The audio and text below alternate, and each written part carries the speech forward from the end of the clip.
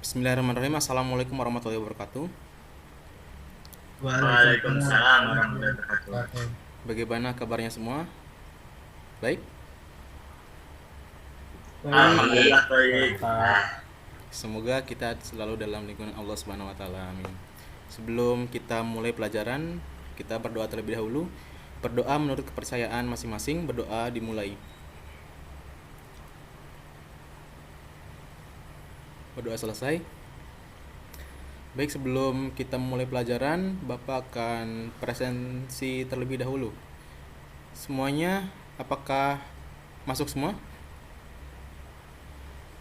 Atau ada Ada yang yang masuk, mau Pak. izin? Masuk, Ada Pak. satu, Pak. Masuk, alhamdulillah.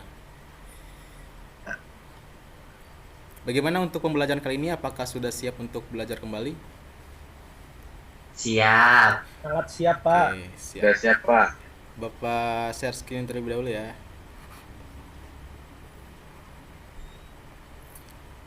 Apakah sudah terlihat share screen-nya? Sudah, Pak. Sudah, Bapak. Baik. Jadi jika di pertemuan sebelumnya Bapak sudah menjelaskan tentang rangkaian arus listrik searah, sub yang pertama yaitu kuat arus rangkaian listrik dan pengukurannya, maka di pertemuan kali ini Bapak ingin menjelaskan tentang sub materi yang kedua yaitu memahami hukum Ohm.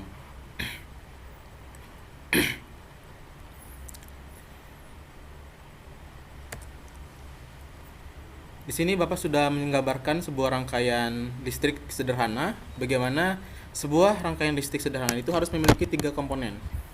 Yang pertama yaitu sumber tegangan atau yang kita sebut dengan beda potensial yang akan kita lambangkan dengan V, kemudian hambatan listrik atau resistor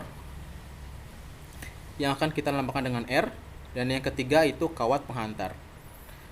Nah, pada kawat penghantar ini akan mengaliri aliran listrik dengan kuat arus listrik yang mengalir dari kutub positif ke kutub negatif. Di sini ada yang tahu mana kutub positif, mana kutub negatif? Cara membedakannya? Izin menjawab, Pak. Ya. Gimana? Biasanya yang kutub positif itu yang gambar garisnya lebih besar, sementara yang negatif gambar garisnya lebih kecil. Ya, benar sekali ya. Jadi kutub negatif itu kutub yang memiliki garis yang panjang. Sedangkan kutub negatif tadi apa? Kutub positif garis yang panjang. Iya, Kutub kutub positif yang negatif panjang, Pak. yang pendek. Ya, benar.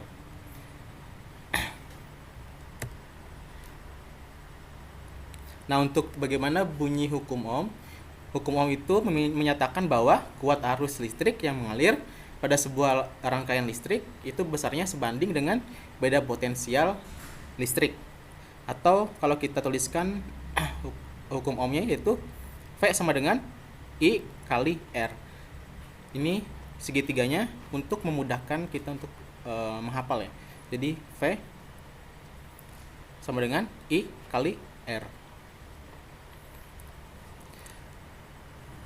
Hukum ini menyatakan bahwa kuat arus listrik yang mengalir pada sebuah rangkaian listrik itu besarnya sebanding dengan beda potensial listrik, atau kita tuliskan dengan V kali R. I sama dengan V dibagi R. Nah, ini V-nya itu sebanding dengan kuat arus listrik.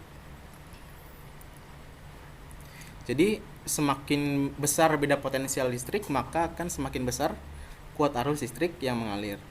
Dan semakin kecil beda potensial, maka akan semakin kecil pula kuat arus listrik yang mengalir.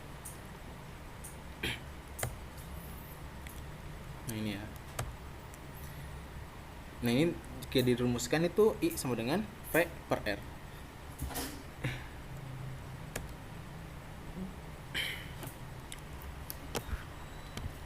Ini rangkaian dasar yang menggunakan beberapa buah resistor. Ini ada yang tahu ini rangkaian apa? Termasuk jenis rangkaian apa?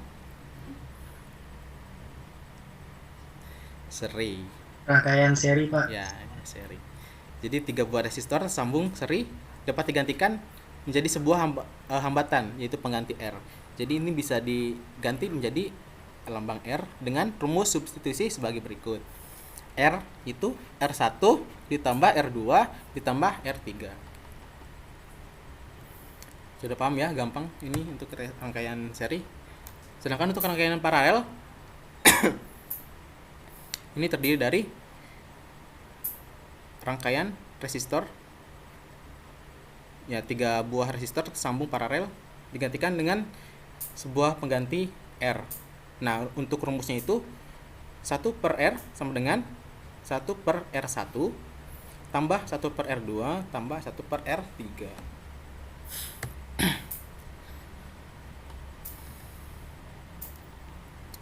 Ini untuk contoh untuk rangkaian paralelnya itu seperti ini. Jadi perhatikan titik B dan C. Terdapat 2 hambatan paralel 20 watt atau ohm dan 20, ini harusnya 20 watt. Maka dapat digantikan dengan hambatan substitusi sebagai berikut.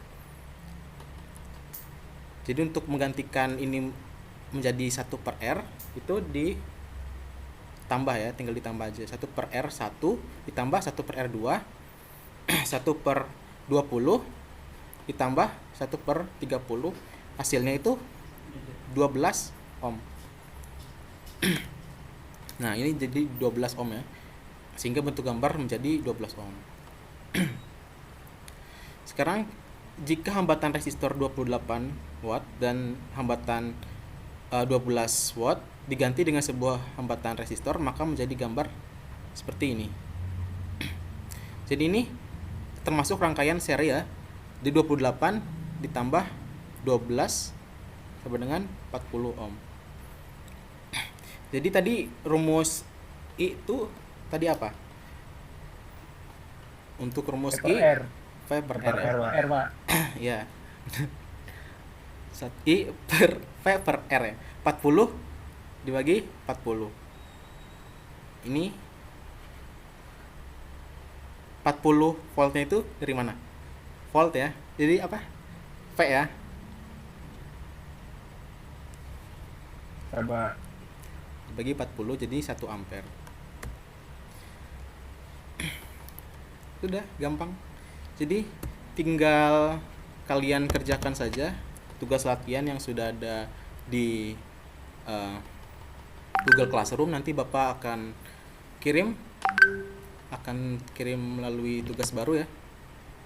Nanti kalian kerjakan. Untuk deadline-nya itu paling 1 minggu dari sekarang. Mungkin cukup sekian dari saya. Apakah ada yang mau ditanyakan dari kalian?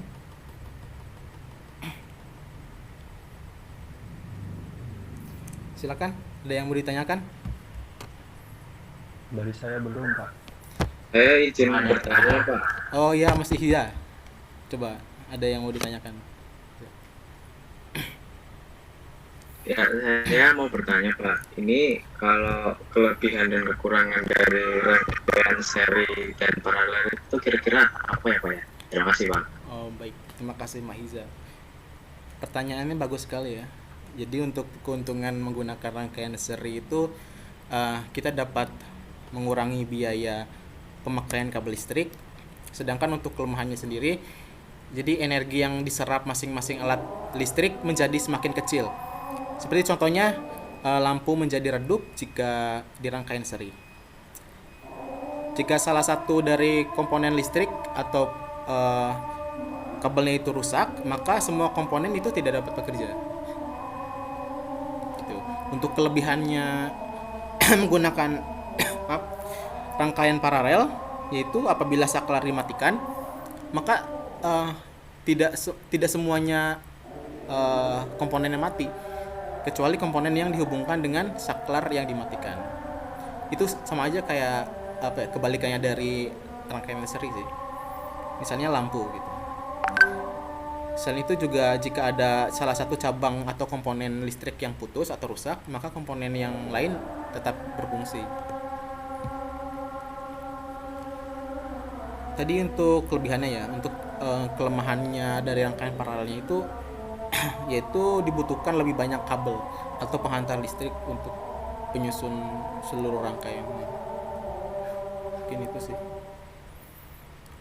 Ini sudah ada zuhur ya.